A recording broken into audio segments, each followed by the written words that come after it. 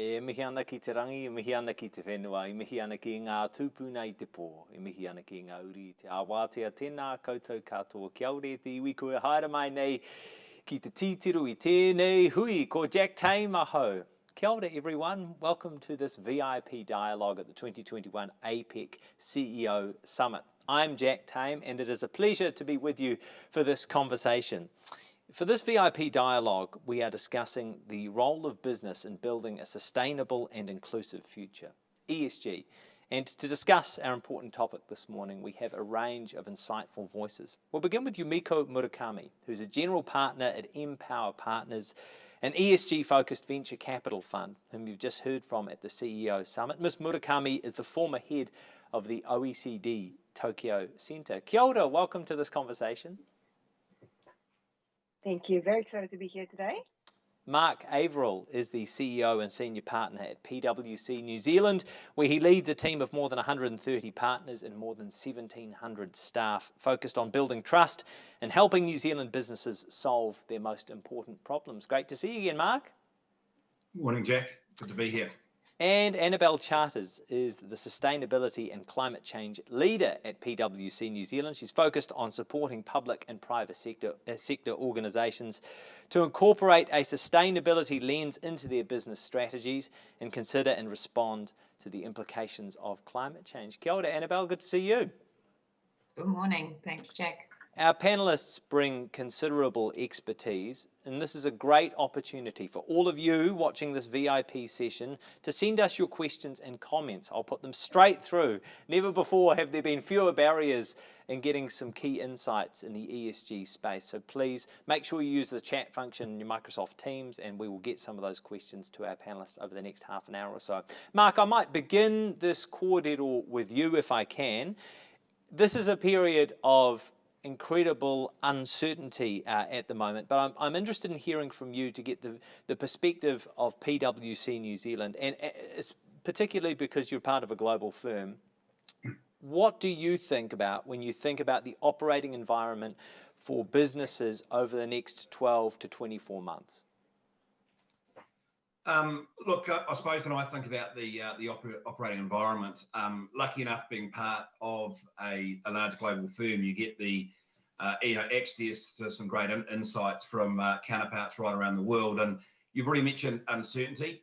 There's no doubt that the current operating environment still has a whole lot of uncertainty.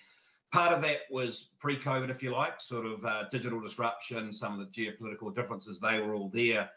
But what COVID has done is effectively sort of doubled down on those themes, particularly as we've sort of gone from a health crisis to an economic crisis to a social crisis. But what I'm sort of seeing in the current operating environment is people sort of starting to think about the way out, living with COVID, but then also the way out. So, business leaders looking to think about how do they sort of reposition themselves for the future opportunities, which are definitely there. And I think also that is reflecting a far stronger and more resilient environment than perhaps people had anticipated.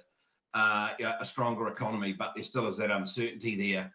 So as people are thinking about the current operating environment, sort of some of the big themes is, and we've heard a bit around it in the last day and a half, in my mind, there's probably sort of four big themes that sort of capture there, that sort of underpin what we're sort of currently seeing, and that's the sort of the need for transformation, both from sort of a digital perspective, but also ESG that we're going to talk a bit more about. Solving the war for talent, and also not just the great resignation, but also making sure that we've got the right skills for the future. Supply chain is becoming a big thing, and that's both supply chain from a logistic point of view, but also diversification. And then maybe the last one that I'd also sort of call out would be an operating environment where people are sort of starting to look at their portfolios, and we're sort of seeing a level of sort of transaction activity that we hadn't probably anticipated, as people are looking to rethink, where do they want to invest in, maybe where do they want to divest from, as they look to sort of reposition themselves for the future. So what all that means is an uncertain world with a fair amount of positivity, but there's a lot of things happening, and all those four themes probably do come together and are in reality intertwined in a way that sort of, are creating the current environment that we're seeing. A couple of very interesting points there that I want to pick you up on over the next half an hour or so. But are the people and firms that you operate with indicating that they see this as a reset point? They see COVID as an opportunity? Oh, look, definitely. And I think that, not just sort of the more flippant, never waste a crisis, get on, but it's about recognising that we've got to learn how to live with COVID and reposition ourselves for the future. The world has changed. The world's changed forever. So, with change, that creates opportunity. So people very much do sort of have a positive mindset. And I suppose also people are seeing, when you look at the scale of some of the four themes sort of coming together, the extent of change is going to be very, very significant. And people sort of talk about this as being one of the big events, that's going to happen, from Industrial Revolution being one of them. But in terms of change in the business world, in the environment, people are really optimistic about the opportunities that change is going to create. Yumiko, I'll come to you here. What are you seeing is the business operating environment for the next 12 to 18 months? Well, yes. Thank you for asking that question. I totally agree with you. A lot of changes, but these changes are actually opening up a lot of interesting opportunities as well. In general, in business environment, but also in my business, which is investment business. So what is happening is, as you probably know, there's a lot of discussion going on as COP26 around environment and in particular information disclosure. And that is actually something that's been going on for a while, but in terms of the momentum, you definitely see extreme pressure from all sorts of stakeholders, whether they are consumers, whether they are employees, whether they are investors, for them to understand what is really happening. The current information disclosure is not enough.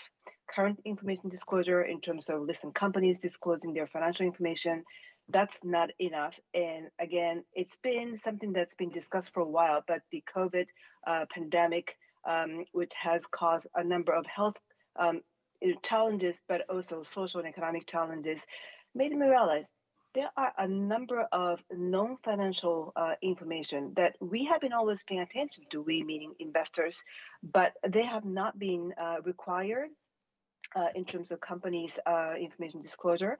And that is something that we all should know. And I think that's actually kind of exciting. That's exciting in terms of how it's changing behavior of capital markets, how that's changing behavior of consumers, employees. And I think that is actually really driving many of the challenges, but also solutions at the same time. So I think the way people look at the world, the way people reacting to the world based on the amount of information, kind of information, how that is being disclosed, that is actually really changing a landscape. And I think that is creating at the same time a number of really intriguing and potentially very profitable business opportunities as well. So I think I see that a lot in my investment business, but I see that in many other segments of the economy. I think that's actually quite interesting and exciting. Yumiko, let me ask the chicken or the egg question then. Who is this change being driven by? Is it being driven by business? Is it being driven by government? Is it being driven by consumers and investors? Well, I must say, I was with OECD, as you mentioned earlier. On the public side, OECD is an international organization. We've worked with a number of governments. These discussions have been taking place for a long time. So I don't want to say government or public sector has been lagging, but at the same time, in terms of the speed of change, I must say it's being definitely driven by the business side, and quite frankly, regulations. They have been trying to keep up with the changes that are taking place on the business side, but I don't really think that there is a perfect match in terms of how quickly things are changing on the regulation side. So what is happening in terms of drivers? I do really believe it is the as I said earlier, business, but when I say business, it's just not CEOs alone. It is the consumers. It is the employees. It is the capital market participants, investors. So all of that is actually really starting to look at the world in a completely different lens now versus before COVID, because they realize long-term effect actually can be priced in today. So something that may happen 10 years, 20 years, 50 years down the road, those things can actually have a very immediate impact in terms of economic impact today in different ways, whether it's a capital market pricing structure or the way you look at the natural disasters, which are having a lot of impact in terms of economic impact as well as people's life impact. Annabelle, Yumiko talked about the dearth of good information, the dearth of good data when it comes to assessing businesses and investment opportunities by metrics that extend beyond just financial returns. Can you talk to us a little bit about that and the need for perhaps a more broadly accepted framework when it comes to measuring some of these ESG metrics? Yeah, sure. Look, it's definitely really tricky when it comes to non-financial disclosures. They're not the same as financial reporting, where profit and loss sort of shows up in the same set of accounts, irrespective of size or sector or geography. For every company, what's material, what's important is going to be different. And so in terms of comparability in the market, it's really tricky, not only to understand what you should disclose and to make sure it's relevant to the stakeholders who are going to use it, but that comparability across your peers in a sector, across markets, is really difficult. It's complicated as well by the landscape having so many different standards and frameworks and approaches, all well-intentioned, all actually bringing different levels of information to stakeholders. But for businesses sitting back trying to figure out which standard or approach to use, it can be a bit of a minefield. So I think that is something that businesses are in the starting gates around, I would say. What we're seeing in terms of maturity around disclosure, it's early days in terms of how useful it is in the market, but at least intent is there. And this is, to use the cliche, a journey.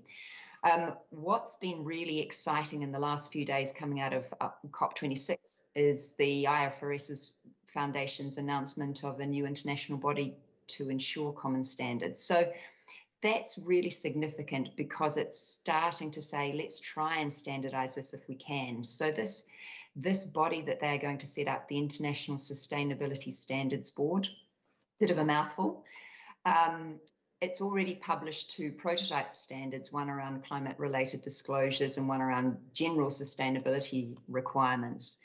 Those sorts of things happening in the market are a really great sign that we're moving towards standardization of the disclosures in that non-financial reporting space, which is going to be hugely useful for businesses around the world, but hugely useful for the users of that information as well, because they've got something that they can, a structure, a framework, parameters within which they can compare data sets and they can understand more easily what's being presented to them.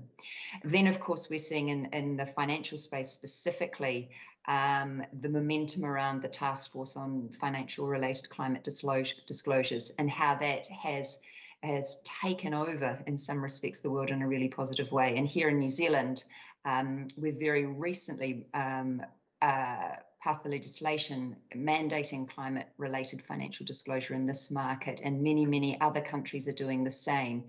Again, there's the challenge around standardization, but as these standards are developed, it's going to make it so much easier for the information to be shared and for businesses to have a structure within which they can prepare this information for the market. Annabelle, who should be responsible for defining, a standard set of metrics by which firms can compare themselves and their performance?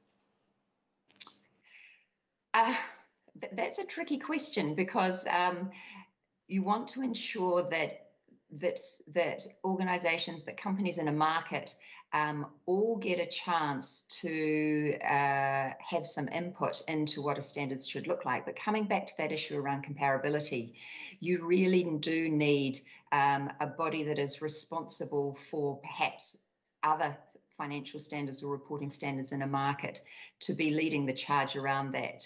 The important thing, I think, is that there is real and consistent stakeholder engagement and consultation as part of the process. So you need someone who's used to setting standards. They need to hold the pen, so to speak. But it's really, really important that you get that broad consultation across a market where the standard's going to be applied.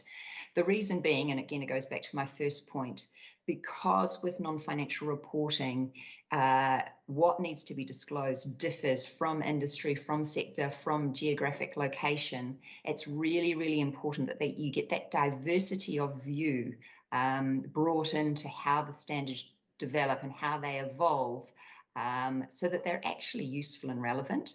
And then with that, you also need to consult with the users of the information.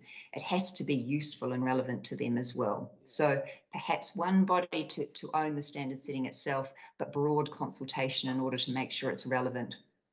Mark, perhaps one thing we haven't heard much about over the CEO Summit this year has been investor sentiment in this space. So what are your thoughts about how the ESG framework and the ESG value set is being accepted, acknowledged and acted upon by investors?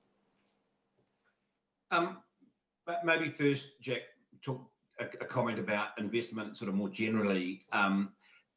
It's been really surprising the level of transaction activity over the past 18 months, throughout the whole Asia Pacific region and globally. But during that period of time, we've seen availability of capital, as companies have looked to, realign their strategies and to navigate the way and position themselves for the future. There's also been a significant amount of capital, a lot of it sort of private equity, from sort of global and regional funds. But within that period, we've also seen a very significant increase in the focus on ESG investment, not just on companies, purely, involved in ESG activities, but more broadly as to the impact of ESG as part of the strategy. It goes very much to sustainability of those businesses so that they can survive and thrive in the current environment. So, we've certainly seen it within PwC, a far greater lens and focus for prospective investors in terms of ESG due diligence. So it's providing an interest for people to invest in ESG businesses, but also to understand how ESG may impact the existing business or investments they're looking at. But so it's certainly been something that's continuing to evolve and evolving quickly. Yumiko, there has been a lot of focus in the ESG on the E bit of the ESG, but you talked about the importance of not forgetting the S bit of ESG. So what can businesses do to make sure they don't forget the S? I agree. It's a little bit more tricky when it comes to measuring many of the S elements compared to perhaps, say, carbon emissions. I'm not trying to say E is easier, E is to measure, because it is still very tricky. But I guess what I would like to say is, as Annabelle said, the materiality areas can be very different. What's important for a company A may be, very different from my company B. And I think it's important that you recognize that there are many different elements within S area. So I think what's important is there is globally accepted general standard or guidelines, but that should allow certain level of flexibility so that each company or each sector, or as Annabelle said, each market or each country can really use the right measurement depending on where you are located and which industry you belong to. So when it comes to S, for example, is it easy to say the engagement level of employees by looking what? That can be very different. That can be very, very tricky because, again, there are just gazillions of different ways to measure the engagement of in companies and employees.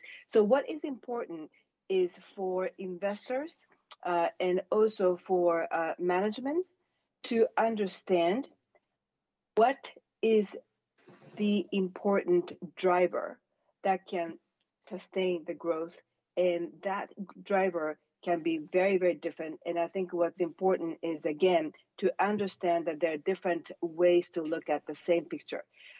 So just to give you an example, in the S area, the diversity issue is always an important one. Diversity can mean different different things, right? Could be diversity in terms of age diversity, it could be gender diversity, it could be, ethnic diversity. Again, that depends on the country. In Japan, perhaps gender diversity is more relevant compared to, say, the US. It is important, gender diversity is important, but maybe ethics diversity is more relevant in the US compared to Japan. New Zealand, same way. It could be very, very different in terms of what element of diversity is relevant. So I think the important thing is to understand there are different, many elements, even within S, and to understand what is the biggest driver for your specific company. Mark, these are crazy times. It's extraordinary to consider employment levels around the world and compare them with the dire predictions of economists and business analysts just 18 or 20 months ago. In an incredibly tight labour market, what is your advice to business leaders at the moment as they go about seeking the best talent in what is effectively a war for talent? Yeah, look, there's no simple answer to that one, Jack. It's a combination of many things. Certainly one of the things that we've seen a far greater focus from employees on is their interest in understanding the alignment of business with purpose, the purpose of the business, and so the expectations of employees and staff is far greater in that respect.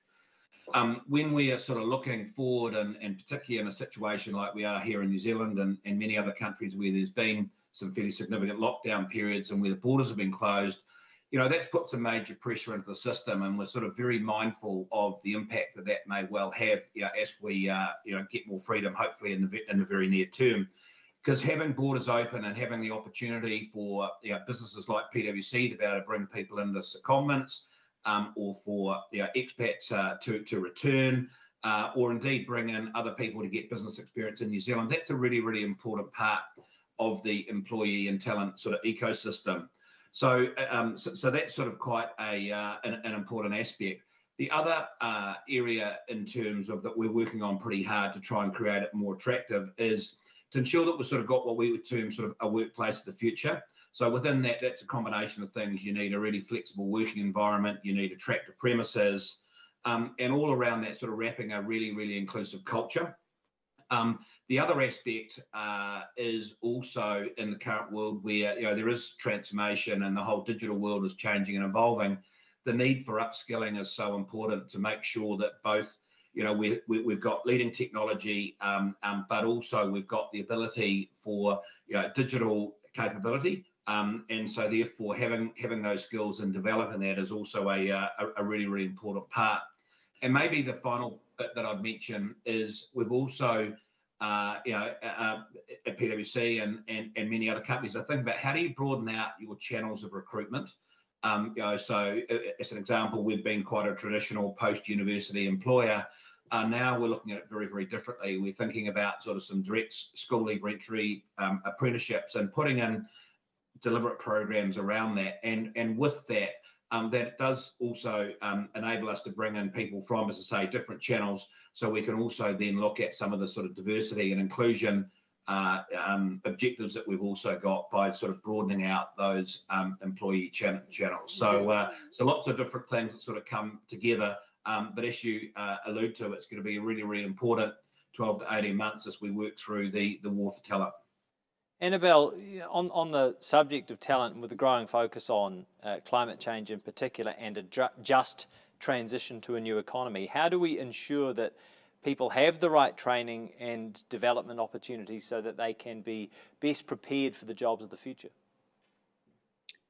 It's a really interesting challenge, and you used the word just transition, and I think that challenge around getting to net zero or low zero is something that's brought up a lot. I think it has two aspects. There's certainly that aspect of thinking about the redeployment of those people who are going to lose their jobs or whose skills aren't going to be relevant in this new world we're going into. So how do we support them to reskill, to upskill, to change what they do, to ensure that they're not left behind? And then looking at the opportunities that exist and how we need to pivot around this. There is a huge capability gap, not just from a technical skills perspective, but also in terms of how we think innovatively and creatively. This is a time not just about thinking out of the box, it's about forgetting about the box altogether and really, really being disruptive. You know, I think in some respects, and Mark mentioned this before, we are in a fundamental point, and I suppose the evolution of markets and economies around the world. And businesses are being given the opportunity to disrupt their business models in ways that they have never been given license to do in the past. That is both scary but incredibly exciting, because those businesses that do change and do really, really disrupt how they do things and what they do are going to be the ones that are going to have enduring businesses in the future. But to do that, there's a combination of, I think, technical skills, but also innovation and creativity that's really, really needed to drive those changes and support them. Yumiko, what do you think? Well, I think the talent issue is really critical for any countries, but in particular, I would say in Japan or other East Asian countries, the talent in particular in the context of aging society is a real important issue. So as both Mark and Annabelle mentioned, reskilling, if you think about it in the context of aging society, it just requires, actually a very different type of reskilling versus, say, university graduates who are coming, out of, college or, graduate schools at the age of 22.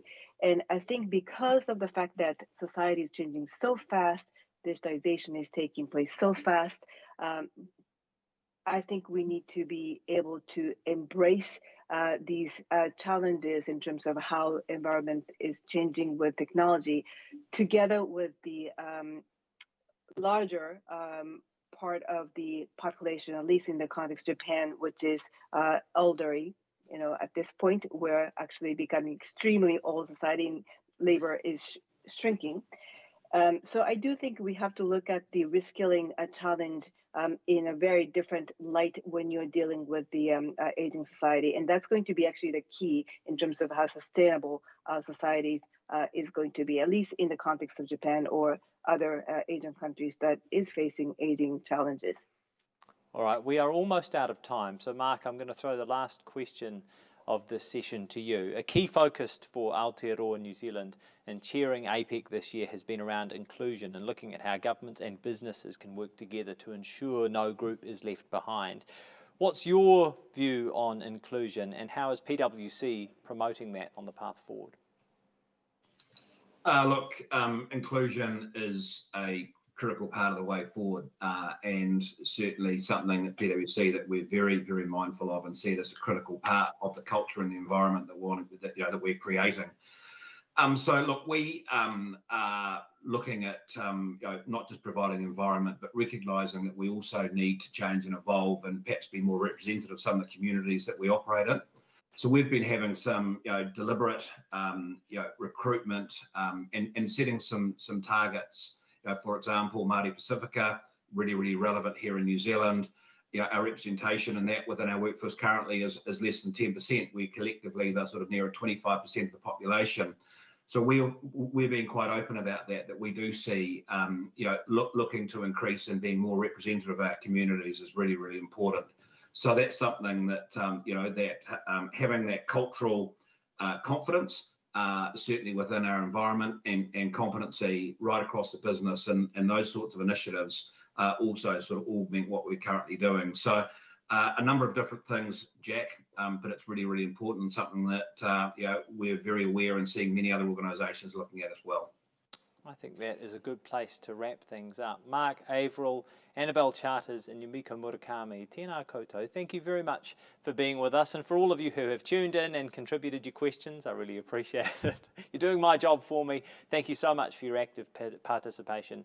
I think we all agree that in this period of uncertainty, it is clear that a sustainable recovery is critical, but there is no sustainability without inclusion.